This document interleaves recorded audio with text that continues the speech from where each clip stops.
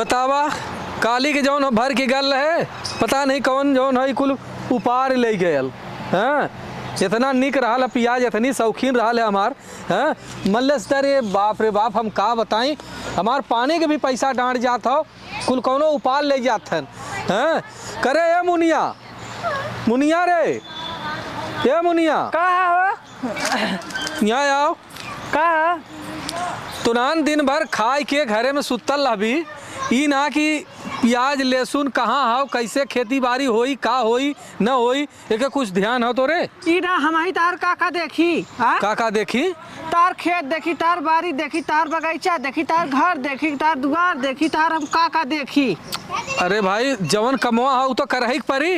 एक ना बड़ था जौन ली आला ओके तो ना कुछ कहा था, का हमारी कुल देखो वहू से कहा, लेकिन तू ही बताओ कैसे होई कुल। हम ना जा वही से पूछा छुनरिया से, छछु नरिया जिन कहा भाई ओके कहीं ना का बड़ा पिरा हम ना हम हमें कुल कहना वाला तो तब तो ना कहता। अरे ये बताओ अच्छा, इतना महंगी पानी और डाई यूरिया पोटास कुल डाल के कुल बोवल जोतल हो, हैं एको पैसा न निकली, गांव देश का नहीं कौन कौन उपार ले जात हन, केहू के देखबू का देखी, देखबू ना तो कैसे होई कुल खेती गृहस्थी हो चाहे जी हो हमसे मतलब वो बोलाई का बोलौता का है ना। ए सिमुआ, सिमुआ रे पता नहीं कहाँ गइल। हैं ए दीदी है आय तो हा खपास के मारब नहीं हां बोलावत हन।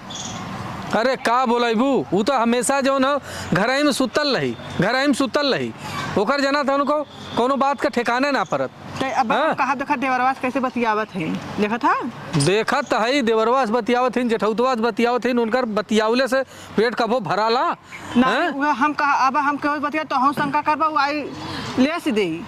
ये बताओ अब एकर ध्यान देबू कि ना खेती गृहस्थी के।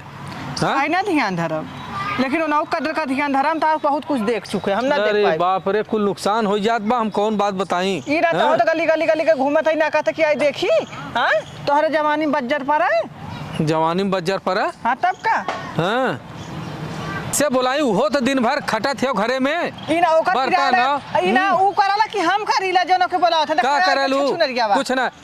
ए सिमवा, सीमा हो यहाँ आवा, आवाज भाई इठत बा इथन क्या ओकरी कि ना के हइया ना। ये बतावा काला भाई पानी भरे है, हाँ ओकरे बाद यहाँ खाद गोबर यूरिया डाई पोटास कुल का पैसा नुकसान जात हो। हाँ। हैं और कनी कौन उपार ले जात हो पियजिए तो का करनी ना, देखा के चाहिए ना। ये बाहरे भीतर रहा तो देखा के चाहिए ना। जब हम घरे में से ना निकली ला नहीं तो हम करी ला, जब इन बाहरे हमें हमारे तो बुलाए है ना। हाँ कि तो हम बताए तो दे देखी इनकर एकर कौन हाल है हो। ये दिन भर खाली गाना गाई, केहू उनके देखी कहूँ तो ताकि नहीं है एकर काम है हो। इनके ढंग रहता उरो गौती नहीं तो का कहू नहीं आवाला।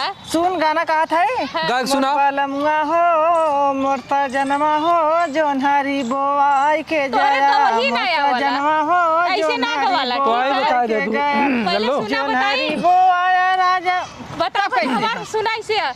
कुल कमावा सजनवानी पटाई के जाया, कुल कमावा सजनवानी पटाई के जाया, मोर बलमुआ हो मोर सजनवा हो जो नारी बोआई के जाया, मोर सजनवा हो जो नारी बोआई के जाया। बहुत ऐठा था ना खान के गाड़ दे जला कि ना राजा बड़ा निक कइला, जो नारी बोइला राजा बड़ा निक कइला, मोर सजनवा हो मोर सजनवा हो पियाजिया खाना आई के जाया, मोर सजनवा देखो देख ना पाओ तो खाली पियाजिया खाना की जाया। बनारी का करे था, बनारी खाना प्याज खाना लहसुन खाना जोनारी गोड़ा और का करी। ए बनारी बनारी बने मत कर जल्दी कुल क्या ते ना करबी हम ही करब का कुल खाता का हम है घूम हमारे चक्कर में इतना हम बर्बाद हो जात है ना, यही से करी ना ओके छोड़ दा तो ई ना हमारे मांगी चढ़ के तो आइल तो भाई तो का करी सुन लेके इने तब आइली अपने से ना हां आई ना जीत चला तू हटा जाए दे कहीं चिल्लाए दे अब चला तू के हम तो वही के कहते जाए यहां से। ई ना हम तो बियाह नहीं हम तो लिया चलती घरे अकेले काम भाग के आइले, हम को बियाह के लगे हां भाग के आइल है। अरे हम कोर्ट मैरिज करके आइले, कोर्ट मैरिज आजकल पहले हम लगता है आई रही तो पहले आइले तो उनसे प्यार ना करत रहली, हम हाँ, प्यार ना करके लेके आइला।